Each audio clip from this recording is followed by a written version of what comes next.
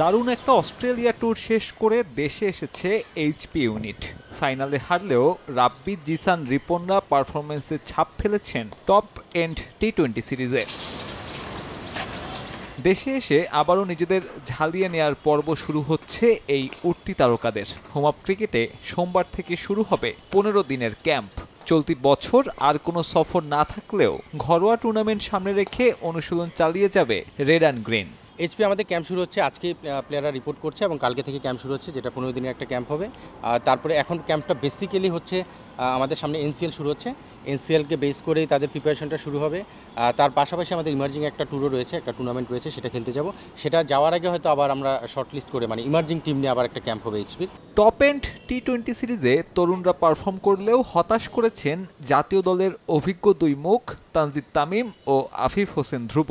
বিশেষ করে আফিফের জন্য পুরনো ব্যর্থতা নতুন করে সামনে এসেছে বিগ ব্যাশের বয়সভিত্তিক দলগুলোর বিপক্ষে। তাদের এই পারফরমেন্স চিন্তার কারণ বিসিবিরও। তামিম, আফিফ আসলে আশানুরূপ খেলতে পারেনি। অনেক সময় এটা হয় যে ব্যাক অফ মাইন্ডে কাজ করে, একটু রিল্যাক্স থাকে, সেই জিনিসটা ইনিশিয়ালি তাদের মধ্যে কাজ করেছিল। বাট আফিফ আর তামিমের পারফরমেন্সটা যদি আমি বাদ দিই, বাকি যারা ছিল, আমি যদি শামীমের কথা বলি, সে এই টুর্নামেন্টটা ভালো খেলেছে। নামে এইচপি হলেও বয়সের কোনো সীমারেখা রাখতে চাচ্ছে না বিসিবি। জাতীয় দলে নিয়মিত সুযোগ না পাওয়া ক্রিকেটারদের জন্য এই ব্যানারে পর্যাপ্ত প্রস্তুতির সুযোগ দিতে চায় নীতি নির্ধারকরা। এইচপিতে এখন কোনো এজ বিরিয়ারটা হয়তো আমরা ফলো করবো না নেক্সট টাইম থেকে, বিকজ আমাদের জানি যে এটা বেসিক্যালি ইমার্জিং টিম হিসেবে আমরা চিন্তা করি। সো ইমার্জিং টিম যখন খেলতে যায় তখন কিন্তু আগে একটা এজ বিরিয়ার ছিল, এখন কিন্তু সেই এজ বিরিয়ারটা থাকছে না।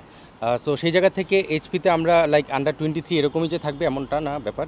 নেক্সট টাইম আমরা ফলো করবো যে আমাদের কিছু প্রমিজিং প্লেয়ার থাকে, তারা হয়তো আন্ডার 23 পার হয়ে যাওয়ার পরও তাদের আমরা মনে করি যে ন্যাশনাল টিমে হয়তো অপরচুনিটি দেওয়া যাচ্ছে না, বাট তারা প্রমিজিং, সেই ধরনের প্লেয়ারদের উপর নজর থাকবে।